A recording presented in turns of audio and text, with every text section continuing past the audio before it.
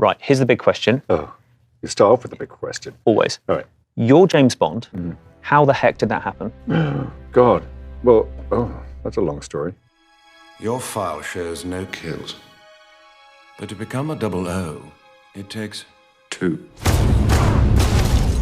Well, the funny story, I mean, that was all part, because that was quite a long process, because I did say no, basically, which was, I said that, don't be silly, and you haven't got a script. How could I possibly do this movie? You haven't got a script. Of course, they showed me a script, and I had to do it, because it's brilliant. But so they kind of, my friends and family kind of found out over quite a long period of time. And actually, I used them as a sounding board, because it was a big decision. So I asked, what do you think? What do you think? What do you think? And they all, university went, you're stupid, you're going to do it. And I was like, really? But the best one was, I was in Baltimore shooting a movie. I'm outside Patterson Park. About to go into a hospital. Galliano needs as much uncontaminated blood as I can get my hands on. And I had to come and do a screen test with the studio and then fly back and finish the movie. And I was in Whole Foods. Oh. Getting some weekly shopping, like one does. And the phone went, and I picked it up, and Barbara said, over to you, kiddo. And I was like, okay, she did. Yeah, that's it, it's happening. And I was like, okay, put the phone down.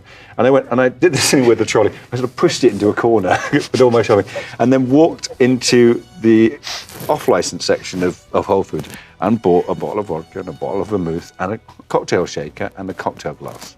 What else? Put it on the desk like that and went home and started mixing myself these things. And it's kind of rather sad because there was no one there. And I couldn't tell anybody because it was still secret. Dry martini. Oui, monsieur. Wait. 3 measures of Gordon's, 1 of vodka, half a measure of quinoa lily. Shake it over rice and then add a thin slice of lemon peel. Yes, sir.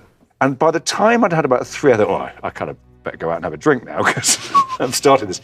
I went to a bar where I had 3 more. I must have had a smile on my face because the barman said to me, what are you so happy about? And I went, I can't tell you. I can't tell you. It's just something great's happened. He went, well, this one's on me. Great. I'm that smug guy at the bar. No, I'm the very smug guy at the bar, yeah. Thank you, Felix. James, move your hands. What would you say have been your highlights over the past, let's say 4 films, because we haven't seen the 5th yet? I've got a few suggestions. Go ahead, give me some suggestions. So here are some suggestions, right? Silver's seduction. Oh, yeah. Well, Javier. To remember your training now? What's the regulation to cover this? I watched that scene the other day. We were looking at some clips the other day. Well, first time for everything. Yes. I'd just forgotten how outrageous it was. It's just so out there. What makes you think this is my first time? Oh, Mr. Bond. And as Barbara said, we'll tell you, the studio wanted us to cut that line. No. And we were like, no, we can't. And the way Javier played it. All the physical stuff, so dull. So dull. I mean, those are the highlights, genuinely, and I'm not trying to push this question away, are working with people like that.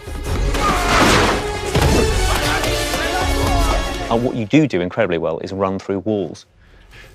It's a knack.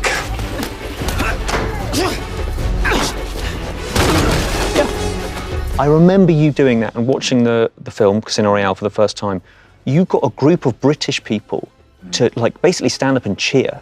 No. Yes. Really? It was in a cinema in Leamington Spa, and the power of Bond is kind of almost unquantifiable. I think that was Gary Powell, who was our stunt coordinator. I think it was his idea. So in this typical way, which is it's a wall, and basically he got a sort of Stanley knife and made scores in it.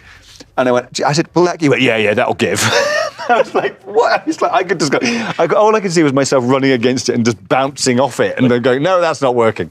Anyway, it worked. It worked a treat. I think I kicked it first. Excellent. Yeah. I'll bear that in mind next time I do it. Yeah, don't. I don't suggest anybody does that. Not advised. I thought you were going to mention this guy, who I'm a big fan of, and I'm sure you know him well. Remember him from Quantum of Solace.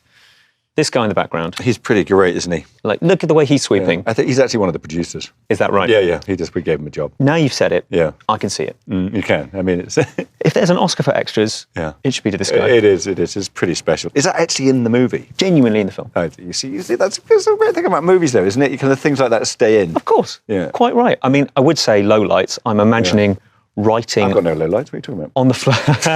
On the fly, writing elements of the script for Quantum of Solace. Yes. Has to be a moment in your life going, oh, I've just aged 10 years. It was tough. There was all sorts. I mean, there was not only a writer's strike, there was potentially an actor's strike. Wow. I mean, it was literally, we were up against it. And if we hadn't have made the movie then, we could have been delayed a year, 2 years, whatever. So we had to pull the trigger on it. It's not a position I'm particularly fit because I mean, I write a bit, but I'm not, you know, I don't have the chops, and I wouldn't want to be in that position. I mean, I like to know what I'm going to say, and I love it. I would like it even better when someone brilliant's written it for me. So. It does help, doesn't it? Yeah. Seems we're both using green to get to somewhere. You lost somebody? I did. You catch whoever did it? No. Not yet. Tell me when you do. I'd like to know how it feels. There's a rarity factor that really makes it very special. And again, as a Brit, there's an element to me of pride. I think there's a sense of, this is the coolest man on the planet. Again, no pressure, but coolest man on the planet. And they cast me. And they I know, I can say that. You can say that. You can say that. There is an element, though, of just like, it just feels good to watch somebody be that unbelievably cool.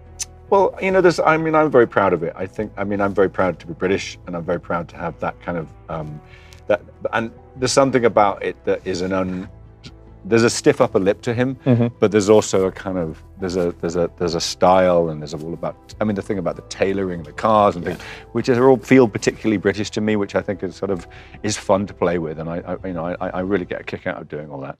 What sort of direction do you get playing Bond? What's a typical note you might get? Close your mouth.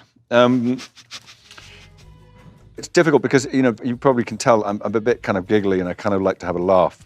I hope you can tell that. Yep. And I kind of like to do that on set, and there's a moment to do that, and I would laugh all the way through it if I could. And I think that kind of sometimes I've got to get serious, get a bit more serious. You don't get more Bond, less Bond. Yeah. Yeah. I mean, I think that's the best note you can get, really. More Bond, less Bond. More Bond, less Bond. Yeah. What do you think? I think you're just getting started. I'd like to ask you about the most memorable fan interactions you've had, because I'm imagining there must be a few moments when people have seen you in day-to-day life and they kind of freak out a bit.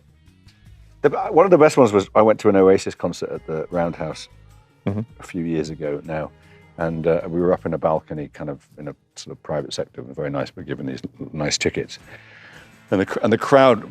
It was the end of the concert, and we were standing up. The house lights up, and the crowd suddenly turned up and saw me, and then started shouting, "Who are you? Who are you? Who are you?"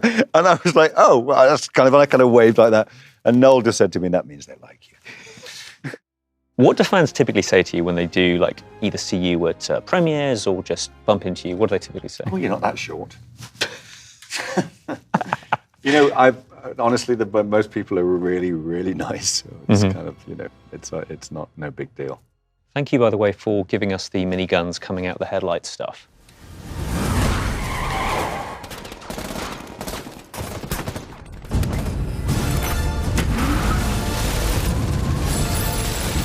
You've tended to shy away from the gadgety side. Not this time. But not this time. In the trailer alone, I'm just going, you've been teasing us. And now you give us the donut in an Italian square minigun. Yes. Just. Look, I've always said it. I'm a huge fan of all of those moments. I just didn't want to put them in because I wanted to try and reinvent it as much as possible. Have you ever flown one of these? Nope. This film felt like we could do that, so we've thrown the kitchen sink at it. If we don't do this, there will be nothing left to save. What adjectives would you use to describe your particular take on Bond? What does adjective mean? What's an adjective? That's got 3 syllables in it, and I don't like it. Stoic, icy, cool. There you go, that's perfect. You know what? I've got to say, this interview's going very well because that last question you just gave was a peach, I've got to say. What sort of perks does playing Bond give you? And I've got some examples from my perspective. One of which is being a cameo stormtrooper on Star Wars The Force Awakens. You will remove these restraints and leave this cell with the door open. Well, I suppose that's the perk. It opens a few doors. What did you say? Because I don't think I could have done that if I hadn't have been James Bond. I'll tighten those restraints. Scavenger scum. Yeah, there are lovely, lovely things like that, and having the chutzpah to do that is because I'm James Bond. I wouldn't have done that any other way. But I asked the second AD on Star Wars, who was our second AD, a lovely guy called Ben Dixon, and I said, Ben, come on, come and get me, I can be a stormtrooper. He went and asked JJ was like, get him in. It gave me a scene. You will remove these restraints and leave this cell with the door open. I just thought I was just going to stand at the back holding a gun. Yeah, misfire a gun. I will remove these restraints and leave the cell with the door open. I would have been happy with that, but he actually gave me a scene. And you'll drop your weapon?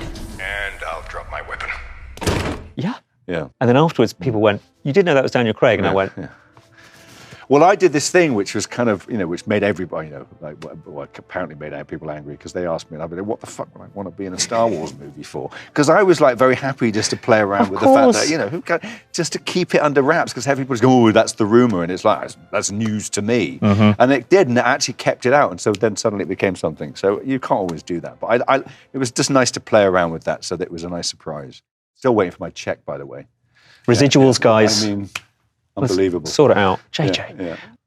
You're probably going to miss this role, aren't you? Wouldn't you say? Yeah. Desperately, desperately, of course. Been a huge part of my life. The past isn't dead. I'd like to ask you about what advice you're going to give the next James Bond. Don't be shit. Don't be shit. Yeah.